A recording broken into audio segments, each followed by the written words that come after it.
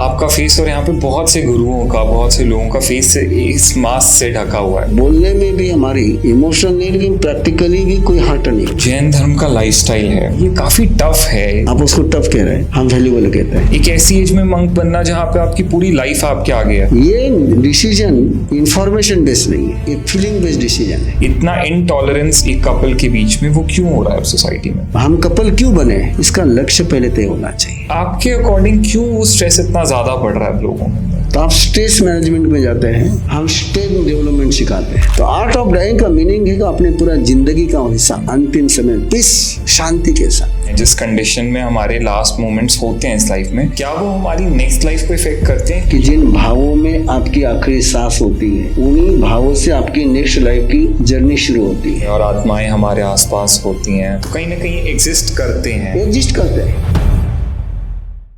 Hi guys, तो the Namit show के एक और बहुत ही अमेजिंग पॉडकास्ट में आप सबका बहुत बहुत स्वागत है। तो आज का हमारा ये पॉडकास्ट इतना खास क्यों है, सबसे पहले आपको वो बताते हैं। आज के इस पॉडकास्ट को शूट करने के लिए हम लोग स्पेशली गए पुणे से लगभग 100 किलोमीटर दूर आनंद तीर्थ, एक जैन धर्म स्थल। वहां हम मिले गुरुदेव ऋषि प्रवीण से, जो कि एक जैन गुरु हैं और सालों से एक मंक का लाइफस्टाइल जी रहे हैं। उनसे हमने बात करी ना सिर्फ आर्ट ऑफ राइट लिविंग की, बल्कि also art of taking birth and even art of dying की। एंड ट्रस्ट मी, एक बहुत ही ज्यादा नॉलेजेबल, इंसाइटफुल और अमेजिंग एक्सपीरियंस था। तो चलिए बिना किसी देर के स्टार्ट करते हैं हमारा आज का पॉडकास्ट। प्रणाम गुरुदेव, thank you so much the Namit show में अपना टाइम देने के लिए, हमें अपना टाइम देने के लिए थैंक यू सो मच। अच्छा लगा आप यहाँ पर आए। बिल्कुल, थैंक यू हमें इन्वाइट करने के लिए। तो गुरुदेव, जैसे आप एक जैन गुरु हैं, तो थोड़ा सा हमें बताइए, ऑडियंस को बताइए कि जैनिज्म काफ़ी बड़ा धर्म है, ये स्टार्ट कहाँ से हुआ और जैनिज्म बेसिकली सिखाता क्या है? जैसे विश्व की आदि बताई नहीं जा सकती है, वैसे धर्म की आदि नहीं बताई जा सकती है। केवल अभी जिस स्ट्रक्चर में जैन धर्म है, ये जैन धर्म का प्रारंभ प्राक वैदिक कालीन,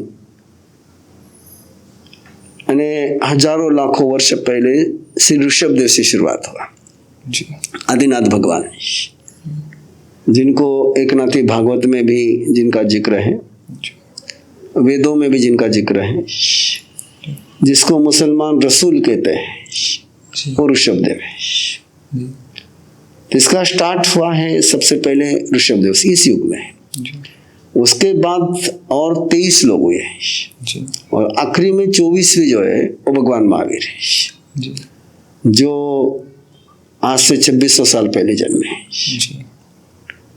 तो पहला कदम है ऋषभदेव का जी। और इस समय का शिखर पुरुष है भगवान महावीर। ये लोगों की गलतफहमी है कि भगवान महावीर से जैन धर्म शुरू हुआ।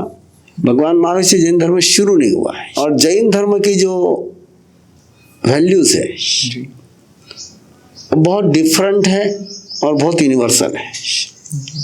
डिफरेंट इसलिए है कि प्राय धर्म की जो वैल्यूज रहती है उसमें रिचुअल ज्यादा रहता है जी, और जैन धर्म के वैल्यूज में रिचुअल कम है और स्पिरिचुअल ज्यादा है जी। कि जो यूनिवर्सल बात है कि नॉन वायलेंस जी, अहिंसा। अहिंसा अन्य के पास एक विचार के रूप में होगी, एक सिद्धांत के रूप में होगी। राजनेता लोग भी अहिंसा की बात करते हैं जी, लेकिन भगवान महावीर ने और जैन धर्म में अहिंसा का प्रैक्टिकल स्ट्रक्चर खड़ा किया जी, कि आपकी केवल अहिंसा विचारों में नहीं रहे जी, तो आपके भोजन तक पहुंच जाए जी जी। भोजन में भी आपकी अहिंसा झलकनी चाहिए जी। आपका जो मकान बन रहा है उसमें भी अहिंसा झलकनी चाहिए। आप जो कपड़े पहन रहे हैं वो भी अहिंसा झलकनी चाहिए। आप जो कॉस्मेटिक यूज करते हैं वो भी अहिंसा बेस होनी चाहिए, यानी किसमें भी नो क्रूएलिटी, कहीं पर भी क्रूरता नहीं होनी चाहिए। ये सोच सामने रखा। उस अहिंसा का स्ट्रक्चर पूरा डेवलप करने के लिए, फिर वैचारिक अहिंसा को क्लियर करने के लिए मैं इस बात के लिए ओपन हो जाऊं कि मैं जो देख रहा हूं वो मेरा एंगल है, आप जो देख रहे हैं वो आपका एंगल है जी। ऐसा मैं नहीं कहूंगा कि मैं सत्य हूं आप झूठ हो जी, इतना ही कहते हम कि मेरा सच डिफरेंट है, आपका सच डिफरेंट है। आप जहाँ से खड़े वहाँ से बोलते हैं, मैं जहाँ से खड़ा वहाँ से बोलते हैं। इसको अनेकांत कहते हैं जी कि सभी के ह्यूज को, सभी के विजन को, सभी के एटीट्यूड को जी वैरायटी में लेना है, विरोध में लेने बजाय वैरायटी में लेना है। जनरली क्या सोचा था कि मेरे से जो भिन्न विचार का है वो विरोधी है। भगवान महावीर कहते तेरे से अलग विचार करने वाला तो विरोधी नहीं है, जी वो एक डिफरेंटली बात कर रहा है, उसको कहते हैं अनेकांत। जी अहिंसा और अनेकांत के साथ फिर तीसरा सिद्धांत हमारा अपरिग्रह का है जी कि आप यूजर हो, ओनर नहीं हो। जी जी जी आप यूज करिए, अधिकार मत रखिए, जी और यूज करते समय भी ध्यान में रखिए कि दूसरों के लिए भी बचे।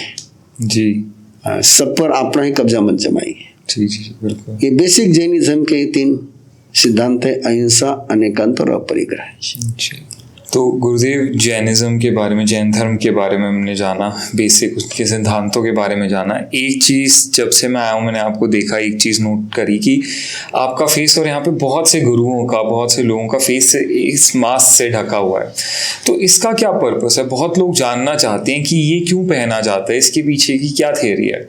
इसके पीछे की थ्योरी वही है जो नॉन वायलेंस, जी जिसमें आप बोल रहे हो। जी आपके मुंह से गर्म हवा निकल रही है जी और गर्म हवा और बाहर का टेम्परेचर डिफरेंट है जी। तो उस हवा के कारण से और आघात के कारण से जो माइक्रो क्रीचर्स है जी वो हर्ट होते हैं। ओके।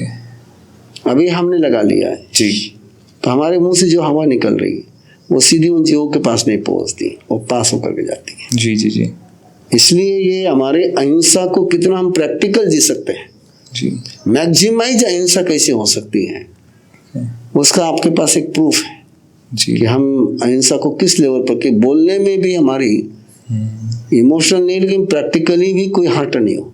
जी जी और अब कई बार आप जब बोलते हैं आपके मुंह से सालवा बाहर आता है जी जी जी तो वो भी किसी को इन्फेक्शन फैलाएगा। जी जी जी और अभी इसकी उपयोगिता आपको कोविड ने अच्छी तरह से बता दी थी जी जी जी। कि मास्क कितना जरूरी है। तो गुरुदेव, अब जैसे जैनिज्म में देखा गया है कि जो जैन धर्म का लाइफस्टाइल है, आपका खाना हो गया, डे टू डे लाइफस्टाइल हो गया, टाइम टू टाइम फास्टिंग हो गई, ये काफ़ी टफ है, काफ़ी ज़्यादा ध्यान से करने वाला, काफ़ी एक चैलेंजिंग लाइफस्टाइल बन जाता है। तो जो लोग ऑलरेडी इसको फॉलो कर रहे हैं, जो फॉलो करना चाहते हैं, वो कैसे मतलब इसको अपनी लाइफ में अडाप्ट कर पा रहे हैं? अब माउंट एवरेस्ट पर जो लोग जाते हैं जी। उनकी लाइफस्टाइल कैसी होती है, टफ होती है। कमांडो की लाइफस्टाइल कैसी होती है, डेफिनेटली टफ होती है। जिसको चैंपियन बनना उसकी लाइफस्टाइल कैसी होती है, टफ होती है। वो टफ होती है या एफर्ट्स लगते हैं? एफर्ट्स लगते हैं जी। यदि आपको डायमंड चाहिए तो क्या कोयले के भाव मिलेगा? ये टफ है या वैल्यूएबल है? आप उसको टफ कह रहे हैं, जी हम वैल्यूएबल कहते हैं। जी यदि आपको आपकी लाइफ की ग्रोथ करनी है जी तो जो वैल्यू आप देंगे वही वस्तु आपको मिलेगी। जी।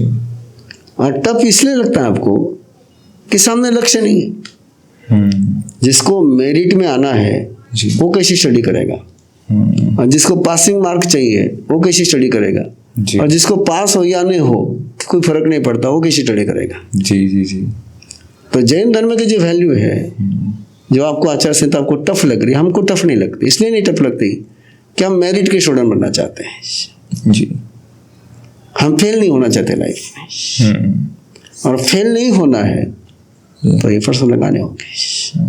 सो दीज एफर्ट्स ये हमें कहीं ना कहीं उस सक्सेस की तरफ लेकर यस, इसलिए आप देखते हैं जैन कहीं आपको फेल नहीं दिखेगा, जी चाहे वो बिजनेस में हो, जी जी बिल्कुल। चाहे इंडस्ट्रीज में हो, चाहे जिस फील्ड में वो रहेगा, वो आपको शिखर की ओर जाता हुआ ही नजर आएगा। जी।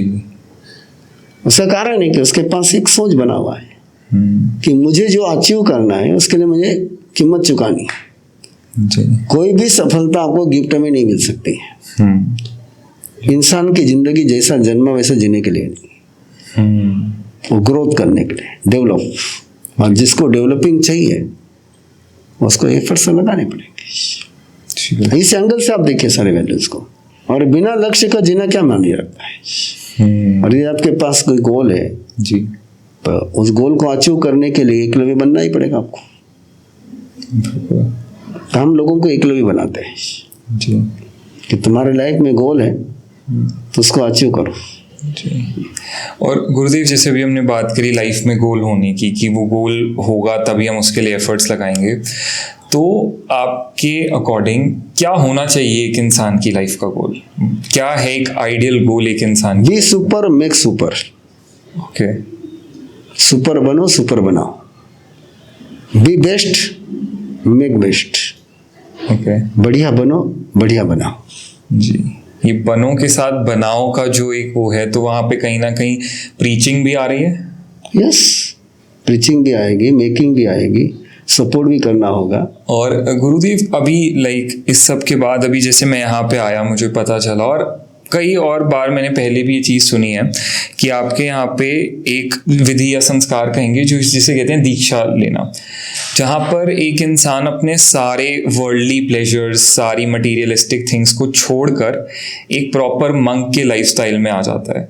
वो अपना कई बार हमने ऐसे लोग देखे हैं जो अपना बहुत major fortune, crores of rupees छोड़कर सब दान करके एक मंक बनते हैं। कई बार हमने देखा है कि बहुत यंग एज में 19, 20, कई बार 17, 18 भी लोग मंक बनते हैं। तो कहीं ना कहीं उनके मन में मोटिवेशन कैसे आती है? आज के टाइम पे मैंने देखा है कि लोग बहुत छोटे छोटे अमाउंट्स के लिए, प्रॉपर्टीज के लिए इतने वक्त तक लड़ते हैं। ये सब चल रहा है, लाइक वो एक मटीरियलिस्टिक रेस है हमारे वर्ल्ड में। तो वो सब कुछ छोड़कर, हर चीज छोड़कर एक मंक बनना, एक ऐसी एज में मंक बनना जहाँ पे आपकी पूरी लाइफ आपके आगे है। आप शायद, आपकी शादी होगी, उसके बाद आपके बच्चे होंगे, पूरा वर्ल्ड आपका लाइक पूरी एक हैप्पी लाइफ अहेड है। उस सब को छोड़कर एक टफ मंक की लाइफ में आना, इसका मोटिवेशन और थॉट कैसे आता है? What is the end? आपके सारे मटेरियल कंपटीशन का एंड क्या है? डेथ। डेथ। वो डेथ कैसी होनी चाहिए? पीसफुल। पीसफुल। और इस कंपटीशन में जाने वाले, जिस समय जो जिंदगी में जो कमाया है, पूरी जिंदगी जिसके पीछे लगाई है, उसको छोड़ के जाते समय मन में क्या रहेगा? वो हारा हुआ रहेगा, जीता हुआ रहेगा? हारा हुआ रहेगा। कोई कांच के टुकड़े को हीरा समझ करके संभाल के रख रहा है जी, और उसको किसी ने नॉलेज दे दिया डायमंड ये है, ये ग्लास है, तो फिर वो ग्लास को पकड़ेगा क्या? नहीं। जो आपको डायमंड दिख रहा है वो ग्लास है जी। और मंक तब बनते हैं जब हमको पता चलता है कि ग्लास है, एक कांच का टुकड़ा है, डायमंड नहीं है। आप जिसको आप सुख कह रहे हैं, आप स्वयं उस दुनिया में जीते हो जी। सोचिए ना, डिप्रेशन ज्यादा है या प्लेजेंट ज्यादा है? स्ट्रेस और डिप्रेशन स्ट्रेस ज्यादा है। कंपटीशन ज्यादा है कि कोऑपरेशन ज्यादा है? कंपटीशन ज्यादा है। तो कंपटीशन में आप लोगों के दोस्त बनते हैं, दुश्मन बनते हो? दुश्मन बनते हैं। तो लाइफ में क्या आती है? शांति आती है, अशांति आती है? शांति आती है। तो जीना किस लिए? इस मकान को बनाने के लिए जीना है। जिस मकान में मैं परमानेंट नहीं रहूंगा, उसके लिए मैंने मेरी जिंदगी शांति खोनी है क्या? आखिर मैं सोल हूँ जी। और सोल को, ये मेरे सोल ने इस मनुष्य जन्म को पाने के लिए पिछले जन्म में बहुत प्रयास किए, जो मुझे कोई गिफ्ट नहीं मिला हुआ है जी। ये जो आपको शरीर मिला, मुझे शरीर मिला, ये मेरे एफर्ट्स इसमें लगे हुए हैं। ये किसी भगवान ने मुझे शरीर नहीं दिया है जी। मैंने इस मनुष्य जन्म के लिए पिछले जन्मों में साधना करी जी। जो मैंने इसके लिए एफर्ट्स लगाए वो मैंने वेस्टेज करने हैं कि यूजफुल करने हैं। जी। ये सोच मन में आता है कि मैं शरीर नहीं हूँ, मैं शरीर में रहता हूँ लेकिन मैं शरीर नहीं हूँ। मैं मकान में रहता हूँ लेकिन मैं मकान नहीं हूँ जी। मुझे इसके बाद जाना है और जहाँ जाना है वहाँ इस समय जो मैं जीऊँगा वही मेरे साथ आएगा, जिसके लिए जीऊँगा वो मेरे साथ नहीं आएगा। जी। क्या हालत होती है सत्ता के लिए लड़ने वालों की? आखिर हालत क्या होती है? इतना ही तुमने कुछ भी किया, साथ क्या लेके जाओगे? कुछ भी नहीं। ये इसके लिए जो तुमने पाप किया वो साथ में आएगा, जी। जिसके लिए पाप किया वो यही छूट जाएगा, वो तो साथ में चलेगा। जी। ये फीलिंग जिस समय होती है तब पता चलता है कि सारा नकली मामला है। फिर वो बाहर निकल जाता है। गुरुदेव, अब जैसे बात हो रही है दीक्षा की, तो कई बार काफ़ी कम उम्र में भी लोग दीक्षा लेते हैं। 14 साल, 13 साल, 12 साल की उम्र में मैंने सुना है कि किसी ने दीक्षा ली। तो उस उम्र में क्या उस बच्चे को पता है कि जो वो करने जा रहा है या जो अपनी पूरी लाइफ का डिसीजन ले रहा है, क्या वो उतना रेडी है? क्योंकि उसकी लाइफ इसके बाद पूरी तरह से ट्रांसफॉर्म होने वाली होती है। तो क्या वो बच्चा उस उम्र में समझता है कि वो क्या डिसीजन ले रहा है? प्रज्ञा का संबंध जी एज के साथ है या अंदर के जागृति के साथ है? जागृति के साथ। और ये जागृति कई बार 90 साल की उम्र में भी नहीं आती है, जी, और आती है तो 9 साल की उम्र में भी आ जाती है। जी, संत ज्ञानेश्वर की उम्र क्या थी? 16 साल। जी, छत्रपति शिवाजी ने 16 साल में राज्याभिषेक कर लिया, क्या उम्र थी? जी, और जितने भी चैंपियन स्पोर्ट्स में बनते हैं, जी, वो चैंपियन बनने की प्रोसेस कब शुरू करते हैं? चाइल्डहुड में या यंगहुड में? चाइल्डहुड में। सेम। ये डिसीजन जी, इंफॉर्मेशन बेस्ड नहीं है, जी, एक्सपीरियंस बेस्ड नहीं है, ये फीलिंग बेस्ड डिसीजन है, इमोशनल डिसीजन है। और किसी को भी सत्य का बोध कभी भी हो सकता है, जी, और किसी को नहीं भी हो सकता है। जी, जिसको यह सत्य समझ में आ गया जितनी जल्दी, उतनी जल्दी उस रास्ते पर चल पड़ा। शंकराचार्य की उम्र क्या थी? आद्य शंकराचार्य की उम्र क्या थी? पूरी 32 साल की उम्र तो है उनकी। जी, ये सब जो भी चले हैं वो बचपन में ही चले हैं, और उसके लिए एक अंदर की प्यास होती है। जी, आप उम्र पकड़ रहे जन्म से लेकर के। जी, जी, जी, और जब मैंने आपको पहले कहा कि हम सोल हैं, मेरे पास प्रीवियस लाइफ के एक्सपीरियंस है, जी, तो आत्मा की उम्र क्या है? जी, ये डिसीजन बॉडी ले रही है या सोल का डिसीजन है? सोल का। तो सोल की एज क्या है? इनफाइनाइट। इनफाइनाइट। जी, तब बॉडी की उम्र के आधार पर डिसीजन ले रही है, बॉडी का डिसीजन नहीं है, जी, ये डिसीजन सोल का है। जी, जी, उस एंगल से आप देखेंगे तो आपको पता चलेगा कि ये जिस आधार पर आप सोच रहे हैं कि इसकी आप उम्र देख रहे हैं उसकी बर्थ डेट से, जी, हम बर्थ डेट मानते ही नहीं। जी, जी, जी, हम तो आत्मा को मानते हैं जिसका कभी जन्म नहीं होता, किसका मरण नहीं होता है, वो शाश्वत है। तो गुरुदेव, हमने बहुत सारी बात करी है मंक लाइफ की, दीक्षा की। अब थोड़ा सा आते हैं रियल लाइफ में, जो आउटर वर्ल्ड है, मटीरियलिस्टिक वर्ल्ड है। वहाँ पे आजकल मैं देख रहा हूँ कि लोगों को एक सबसे मेजर प्रॉब्लम जो आती है कहीं ना कहीं, वो आती है उनके रिलेशनशिप्स की जब बात आती है, उनके कनेक्शंस की जब बात आती है। और अब हम ये भी नोटिस कर रहे हैं कि धीरे धीरे जैसे जैसे अब हम ग्रो कर रहे हैं, हमारे उन रिलेशनशिप्स की, जिसे कहते हैं ना, लेंथ कम होती जा रही है। अब बहुत जल्दी सेपरेशन बढ़ रहा है लोगों के बीच में, प्रॉब्लम्स बढ़ रही हैं, थोड़ी सी प्रॉब्लम पे ब्रेकअप्स हो रहे हैं, चाहे वो रिलेशनशिप्स में और मैरिज में सेपरेशन हो, ये बहुत ज़्यादा बढ़ रहा है। इसके बारे में मैंने कुछ राइटर्स से बात करी है, पोएट्स से बात करी है, उनका ओपिनियन लिया, जो कि डेफिनेटली अलग होता है। पर एक मंक के तौर पे, उनके मंक के पॉइंट ऑफ व्यू से, एक स्पिरिचुअल स्पीकर के पॉइंट ऑफ व्यू से मैं आपसे जानना चाहूँगा कि आपका क्या व्यू है कि ये इतना इंक्रीज्ड रेट ऑफ सेपरेशन, इतना इनटॉलरेंस कपल के बीच में, वो क्यों हो रहा है सोसाइटी में? रिलेशन का फाउंडेशन क्या है और पर्पस क्या है, एक क्लियर हो जाए जी, तब रिलेशन की लाइफ स्पैन जो है जी, तय होता है। फाउंडेशन क्या है? जी, मैंने सामने वाले के बॉडी को देख करके रिलेशन बनाए हैं, जी, या मैंने अपनी डिजायर को लेकर के रिलेशन बनाए हैं। यदि बॉडी को लेकर रिलेशन बनाए हैं तो बॉडी तो चेंज हो जाएगी, उससे बढ़िया बॉडी सामने आएगी तुम्हारे, जी, तो रिलेशन टूट जाएगा। जी, जी, आपने डिजायर के आधार पर बनाए हैं जी, और देखा कि डिजायर मेरी पूरी नहीं हो रही है, तो रिलेशन ब्रेक हो जाएगा। जी, यदि आपने रिलेशन बनाते समय उस बॉडी में जो सोल है, जी, उस सोल के साथ रिलेशन बनाया तो 7 जन्म में चलेगा। भारतीय संस्कृति रिश्ते को 7 जन्मों तक ले जाती है। जी, बिल्कुल, बिल्कुल, तो बॉडी का नहीं हो सकता ना। इसलिए मैं ब्लिसफुल कपल में, जी, मेरा पहला सेशन का सवाल होता है जी, कि आपने शादी किस लिए करी, जी, व्हाई यू जॉइन, और उनके पास उत्तर नहीं होता है कि उनको पता ही नहीं उनकी शादी किस लिए करी, पर्पस क्या है। तो पर्पस क्या है? ये जितनी भी आप बात कहते हैं मत भिन्नता या डिफरेंट ओपिनियन, जी, ये सब फालतू के हैं। 5 पांडवों में कभी भी एक मत नहीं था, जी, एक मत नहीं था। भीम तो कभी धर्मदास से सहमत रहा ही नहीं, लेकिन फिर भी उनका रिलेशन स्ट्रांग था। क्यों? उसका एक पर्पस था जी। पर्पस। और जिस समय अपने देश के सामने कोई युद्ध का वातावरण बनता है, उस समय देश एक होता है कि नहीं होता है? क्यों होता है? कि सामने पर्पस आ गया है जी। रिलेशनशिप के सामने मैं साथ में किस लिए हूँ, मैं दोस्त किस लिए हूँ, हम कपल क्यों बने, इसका लक्ष्य पहले तय होना चाहिए। और जब लक्ष्य नहीं होता है, हमारा लक्ष्य होता है कि मेरी इच्छा वो पूरी करे, उसका लक्ष्य होता है कि वो इसकी इच्छा पूरी करे, जी। बुरा ना मानना है। दोनों ही भिखारी है, वो उससे सुख मांग रहा है, जी जी। ये उससे सुख मांग रही है, वो दोनों सुख की इच्छा है ना एक दूसरे से। तो भिखारी को भिखारी से भिखारी के कटोरे में क्या आना है? जी जी जी जी। तो दोनों मांगते हैं ना। वो बोलते कि मुझे तेरे से क्या मिला, वो कहता मुझे तेरे से क्या मिला। तो मांगते के रिश्ते कब तक चलने?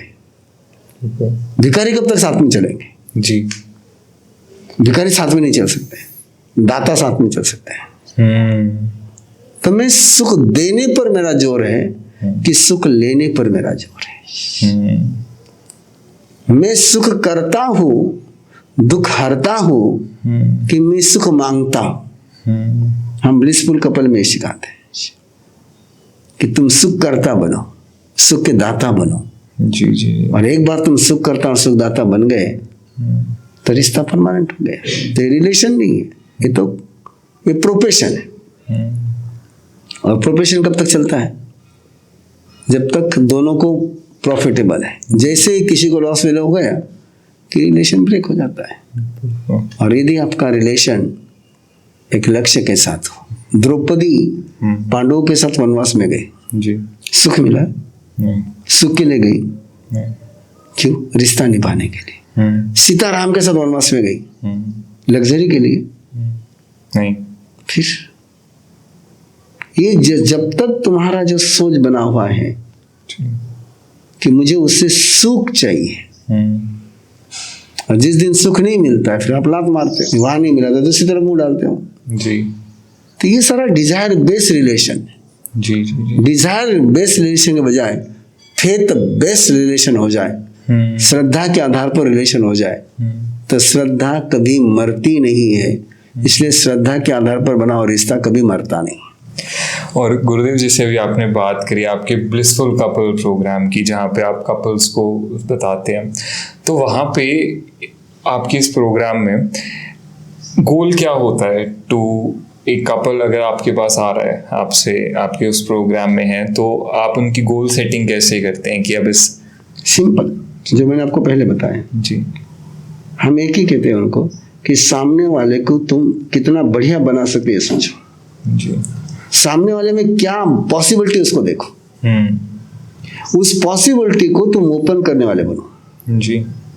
और हर व्यक्ति में कुछ पॉसिबिलिटी हिडन होती है, कुछ पॉसिबिलिटी स्क्रिप्ट होती है, और वो पॉसिबिलिटी ओपन करने वाला कोई मिल जाए तो जिंदगी भर वो रिश्ता तोड़ता नहीं जी जी जी। तो हम उनको कहते हैं तुम एक दूसरे के गुरु बनो, एक दूसरे के मूर्तिकार बनो, सामने वाले में जो संभावना है उसको उजागर करो जी। वो तुम्हारे अंदर की संभावना उजागर करेगा। तुम एक दूसरे में करेक्शन करो, रिएक्शन मत करो।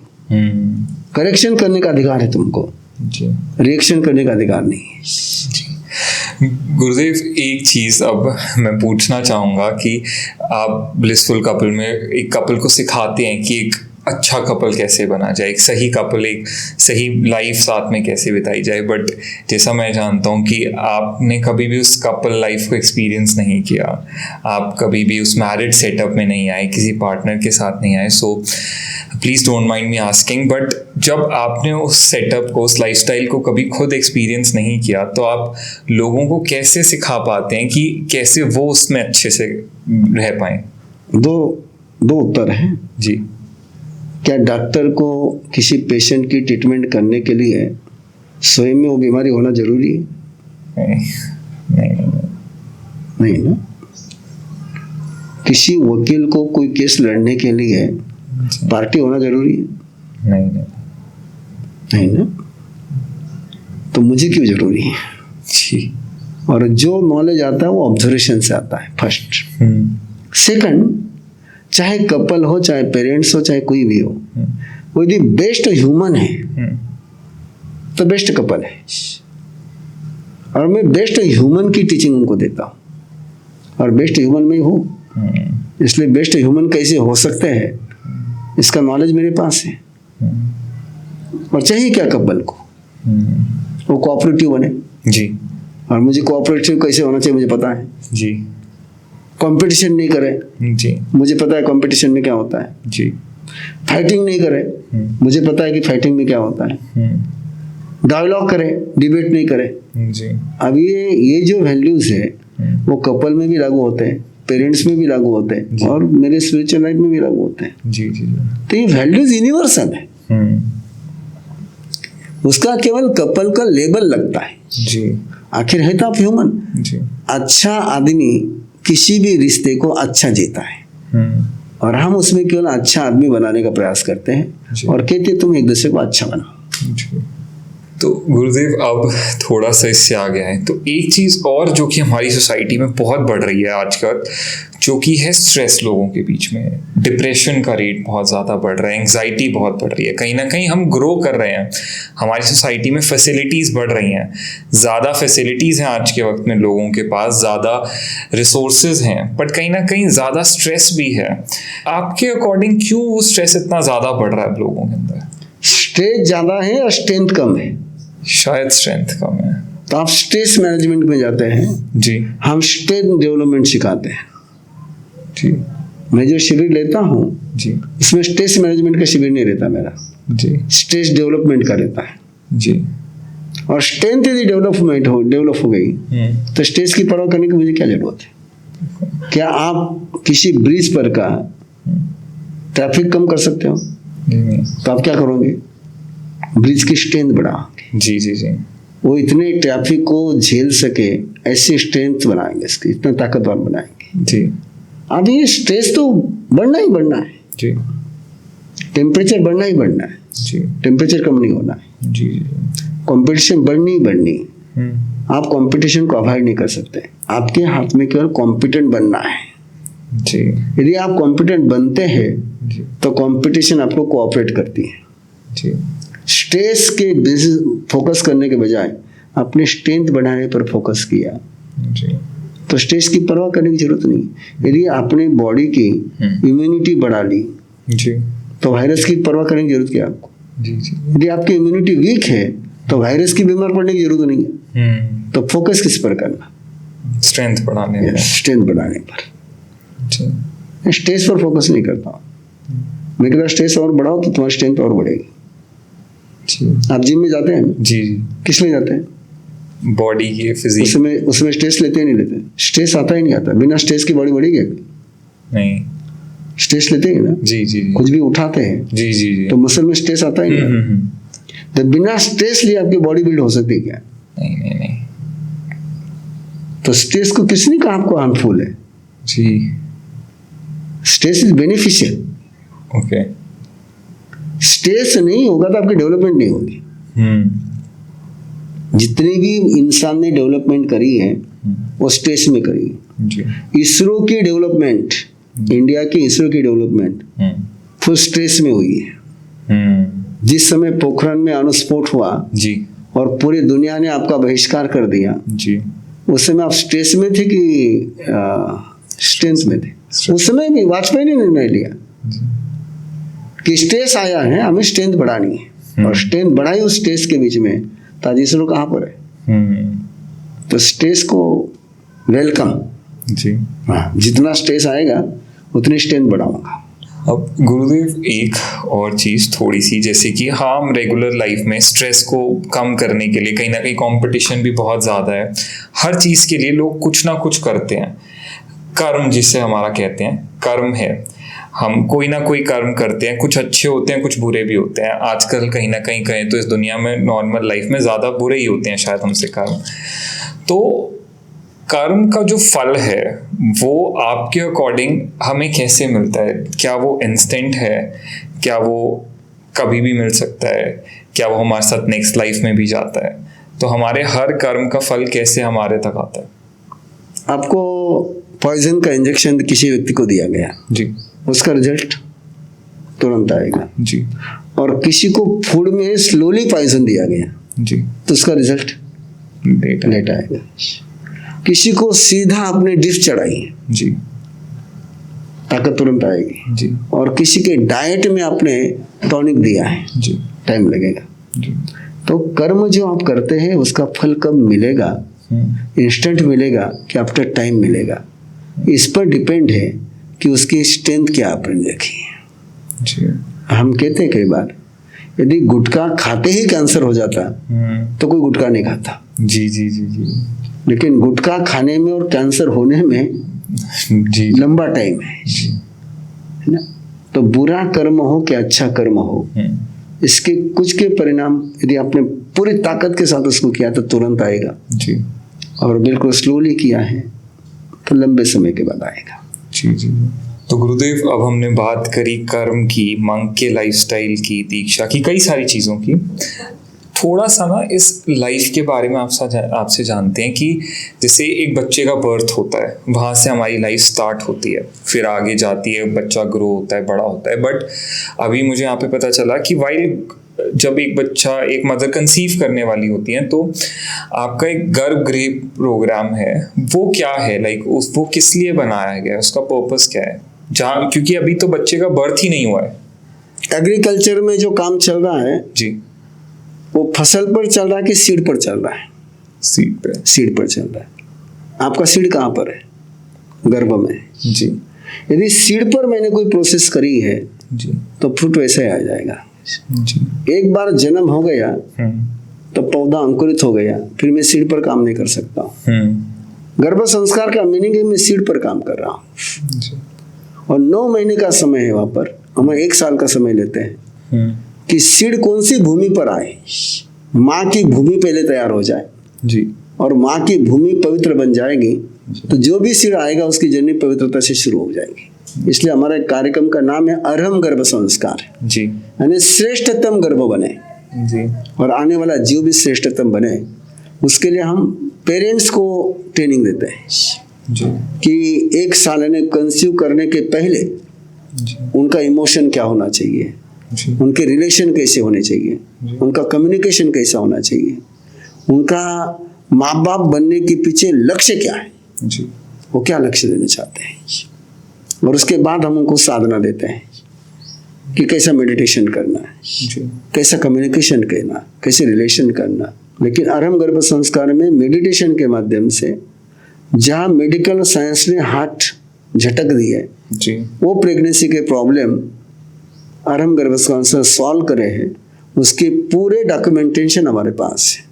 जिसको डॉक्टर ने कहा कि इसकी नोज डेवलप नहीं हुई है, किसको कहा किडनी डेवलप नहीं हुई है, इसको डाउन सिंड्रोम है, ये अननॉर्मल होगा, ये सोनोग्राफी की रिपोर्ट है, जी, स्कैन की रिपोर्ट है। जी, और आरंभ गर्भ संस्कार ने साधना करा करके उसकी 6 महीने के बाद नोज डेवलप करी है गर्भ में, जी, किडनी डेवलप हुई है। उसके पीछे सूत्र क्या है कि सोल की पावर बहुत ज्यादा है। हम पूरे आरंभ गर्भ संस्कार में सोल की पावर को मोटिवेट करते हैं और सोल पावर के साथ तीर्थंकर परमात्मा की शक्ति को रिसीव करने की टेक्निक सिखाते हैं, वो मेडिटेशन के माध्यम से। और उसमें से जो बच्चे जन्मते हैं, आज जो जन्मे हैं, उनके माँ बाप कहते हैं कि डिफरेंट है, परिवार कहता है डिफरेंट है। और मेरे लिए तो उनकी पहचान बहुत सिंपल सी होती है। बच्चे मेरे सामने आए और मुझे टक लगा करके देख ले तो मैं समझ जाता है आरंभ गर्भ संस्कार का है, कि उसकी माँ ने गर्भ में ही मेरे से परिचय कर लिया है। तो ये तो गर्भ संस्कार का कार्यक्रम तो दुनिया को चेंज करने का कार्यक्रम है। तो कहीं ना कहीं इस टाइम पे जब बच्चा वूम में है, अभी गर्भ में है, और हम मेडिटेशन करा रहे हैं और पेरेंट्स की अकॉर्डिंगली काउंसलिंग कर रहे हैं, क्या इसका इम्पैक्ट एक्चुअली इतना स्ट्रांग होता है उस बच्चे पे ऑलरेडी कि जब वो कंसीव होकर आता है तो वो काफ़ी डिफरेंट होता है एक नॉर्मल बेबी से? इसके प्रूफ है मेरे पास। मैं आपको कह रहा हूँ डॉक्यूमेंटेशन हमारे पास, सोनोग्राफी की रिपोर्ट हमारे पास है। जिसको डॉक्टर ने कहा डाउन सिंड्रोम होगा वो बच्चा बिल्कुल नॉर्मल है। ये अब मेरे लिए कल्पना नहीं है, ये पॉसिबिलिटी नहीं है, ये वास्तविकता है। और आज उस कार्यक्रम के लिए मेरे पास पूरे देश और विदेश में 400 ट्रेनर है उससे सिखाने वाले। ओके। और अभी मैं 700 ट्रेनर को वापस ट्रेनिंग देने जा रहा हूँ ऑनलाइन। जी। इस प्रोग्राम के मेरे 5000 ट्रेनर बनाने का लक्ष्य है मेरा। तो जो ट्रेनर्स होंगे इस प्रोग्राम के, जो आगे लोगों को ये संस्कार कराएंगे और कंडक्ट करेंगे, तो उस ट्रेनर के लिए लाइक आप कोई क्वालिफिकेशंस हैं या कोई बेसिक रिक्वायरमेंट्स होती हैं, या जो भी चाहे इसके लिए एनरोल करवा? नहीं, मैं कॉन्वेंट स्कूल नहीं चलाता हूँ। कॉन्वेंट स्कूल में देखते हैं कि स्टूडेंट की क्या योग्यता है। जी। मैं तो जैसा रॉ मटेरियल मेरे पास आता है जी। उसको बढ़िया प्रोडक्ट में चेंज करता हूँ। जी।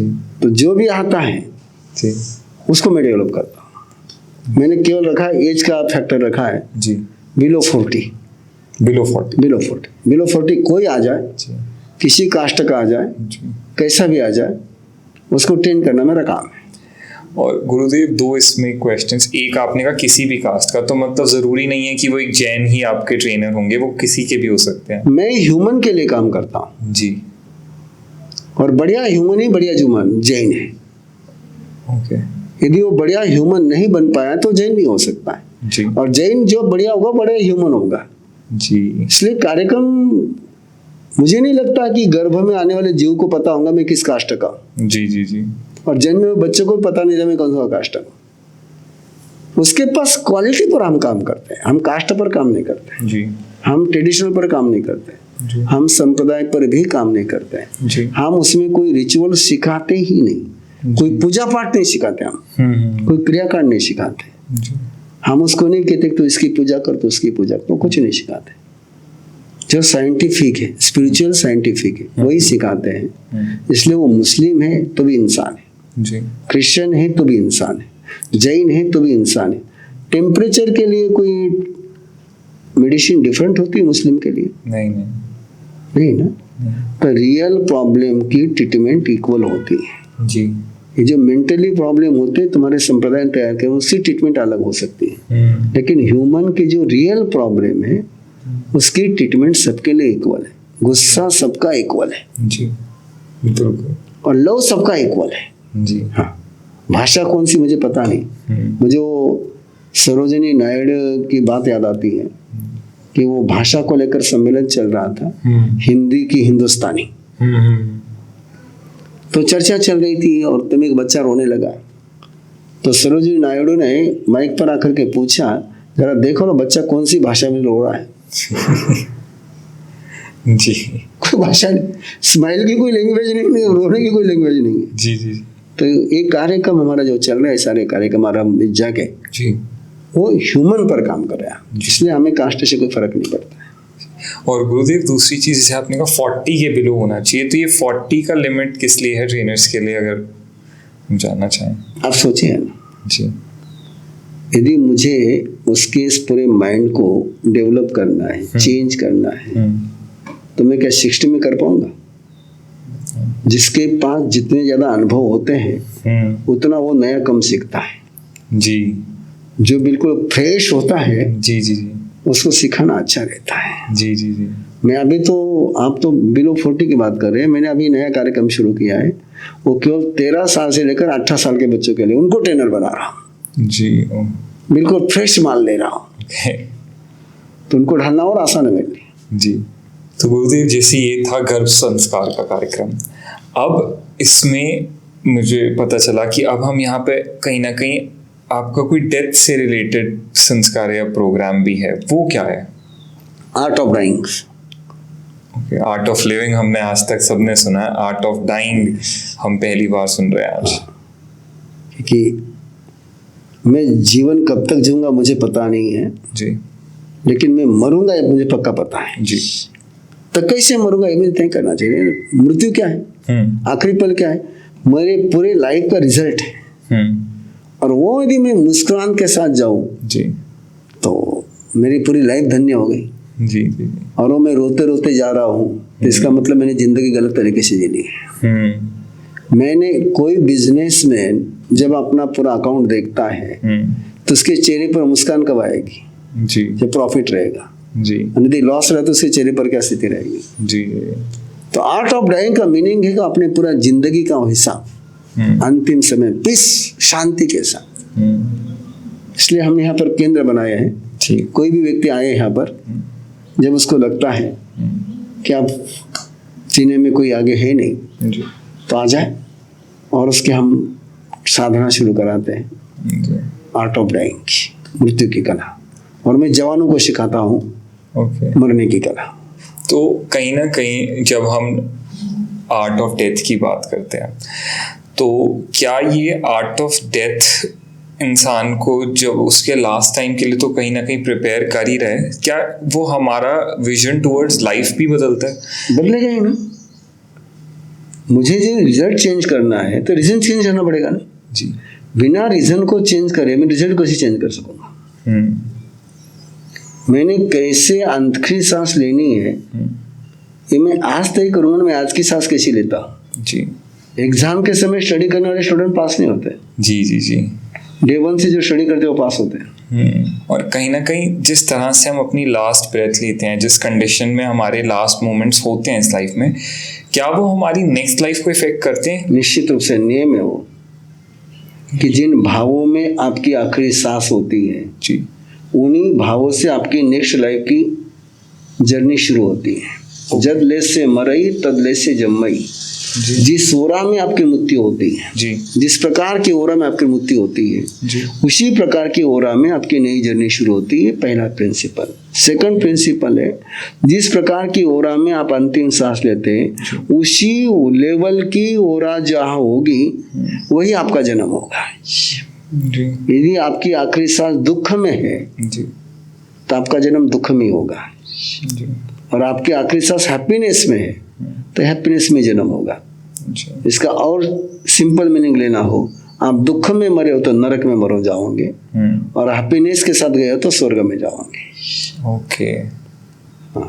अंतिम सांस ही आपकी नई जर्नी शुरू करती है।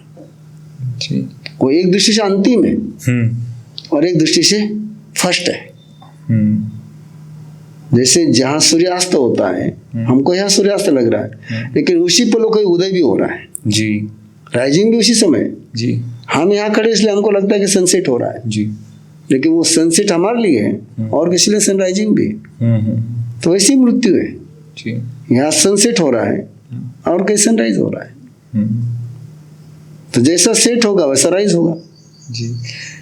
तो कहीं ना कहीं इस प्रोग्राम के थ्रू पूरी तरीके से आर्ट ऑफ डेथ सीखने से हम क्लियरली ना सिर्फ अपना करंट लाइफ बल्कि हम अपनी नेक्स्ट लाइफ को भी बहुत तरीके से सॉर्ट कर रहे हैं। भगवान महावीर ने जब साधना दी जी, तो इसी पर्पज से दी कि आपका रिवर्थ और फ्यूचर की लाइफ जी, ये आपके हाथ में है। नोइंगली और अननोइंगली। अननोइंगली आप डिसीजन लोगे तो कहीं गिर जाओगे, नोइंगली लोगे तो शिखर पर पहुंचोगे। जी। ये उसका सूत्र है। तो गुरुदेव, जब हम बात करते हैं डेथ की तो एक और बहुत बड़ा सवाल आता है कि कुछ जगहों पे कहा जाता है कि इंसान की डेथ होते ही वो एक अलग बॉडी में चला जाता है। कुछ जगहों पे कहा जाता है कि वो एक आत्मा के रूप में कुछ वक्त तक इस धरती में घूमता है और आत्माएं हमारे आसपास होती हैं, अच्छी आत्माएं, बुरी आत्माएं, भूत। ये क्या है ये? तीर्थंकर परमात्मा प्रभु महावीर ने जी, जीवन को 4 गतियों में बांटा है। जी, मनुष्य गति, नर गति, तिरंज गति और देव गति। जी, मरने के बाद कोई नरक में जा सकता है, कोई पशु में जा सकता है, कोई देवता बन सकता है, कोई इंसान बन सकता है, जी, जैसे उसके कर्म वैसे। जी, देवता के 4 प्रकार बताए। जी, कुछ देवता होते हैं जो जमीन पर ही रहते हैं। जी, कुछ देवता होते हैं जो जमीन के नीचे रहते हैं, जी, और कुछ देवता रहते हैं जो आसमान में रहते हैं। कुछ देवता जो बिल्कुल बियॉन्ड द विजन है। तो ये जो आप जिसको लोग कहते हैं ना भूत प्रेत, जी, जी, जी, ये उन आत्माओं की बात है कि जो नरक में नहीं गए, पशु में नहीं गए, इंसान नहीं बने और उच्च देवलोक में भी नहीं गए। वो जिसको हम वानवेंतर कहते हैं।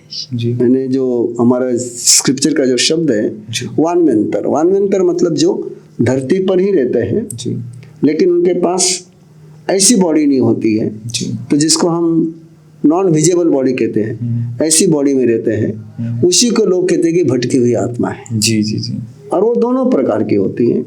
कोई अच्छा कर्म कर करके भी उस बॉडी में जाता है, कुछ बुरा कर्म करके भी उस बॉडी में जाता है। जी। तो बुरा कर्म करके वहां जब जाता है तो परेशान करने वाला भूत बन जाता है, और अच्छा कर्म करके जाता है तब एंजल बन जाता है। तो कहीं ना कहीं एग्जिस्ट करते हैं। एग्जिस्ट करते हैं, लेकिन उनको भटकी हुई आत्मा नहीं कहते हैं। जी। आत्मा कहीं भटकती नहीं है।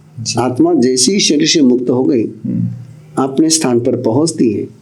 अब उसका स्थान कौन सा है ये उसके कर्म तय करते हैं। जी। तो इसीलिए अपने कर्मों को हम जितना अच्छा रखें, जितना 100%।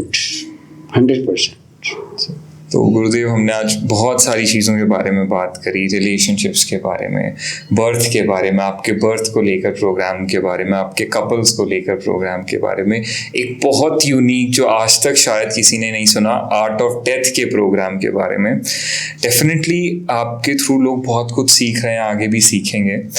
पर आज हमारे प्लेटफॉर्म से यंगस्टर्स को, टीनेजर्स को, यूथ को, कपल्स को भी कहीं ना कहीं आप क्या एक एडवाइस देना चाहेंगे जिससे वो अपनी लाइफ को एक और बेटर फॉर्म में जी सकें? पॉसिबिलिटी पर फोकस करें। मुझे क्या मिला है जी, इस पर फोकस नहीं करें। जो मिला है जी, उसको मैं कैसे बढ़िया बना सकता हूँ। जी, अपने जीवन के कलाकार बने। जी, जी, जी, कोई मूर्तिकार ये नहीं देखता है कि मेरे हाथ में पत्थर का आकार क्या है। जी, जी, जी, वो यही देखता है कि इस पत्थर को मैं क्या बना सकता हूँ।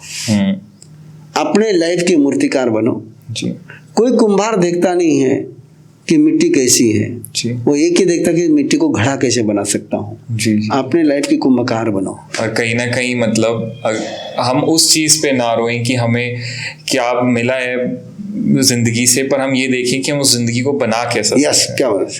क्या मिला है। मिलने पर जो जीता है वो जानवर होता है। जी, जानवर की जिंदगी जो मिलता है उस पर वो जीता है। जी, जी, जी, उसको जो चाहिए उसके लिए कुछ नहीं कर सकता है। जी, आदमी उसके लिए नहीं, जी, आदमी जो मिला है जी। उसको डेवलप करने के लिए है। इसलिए आज से 10,000 साल पहले जैसा कुत्ता जीता था वैसे आज का कुत्ता है। जी, किसी एनिमल की हिस्ट्री में और प्रेजेंट में कोई अंतर नहीं। जी, जी, जी, लेकिन आदमी 10 साल पहले जैसे जीता था वैसा आज नहीं जीता है। जी, जी, जी, कंटिन्यू ग्रोथ। जी, किसके बल पर? कि जो मिला वो जी। नहीं, मैं क्या बनाता हूँ। जी। थैंक यू सो मच गुरुदेव, आपने बहुत- इतना प्रेशियस टाइम दिया अपना, लोगों ने आज आपने- इतना कुछ सीखा। Thank you so much sir. आप ऐसे कैपिटल से दिल्ली से चल करके रिमोट एरिया में आए, इसलिए आपको बहुत बहुत धन्यवाद। Thank you so much sir, it's a pleasure sir, thank you.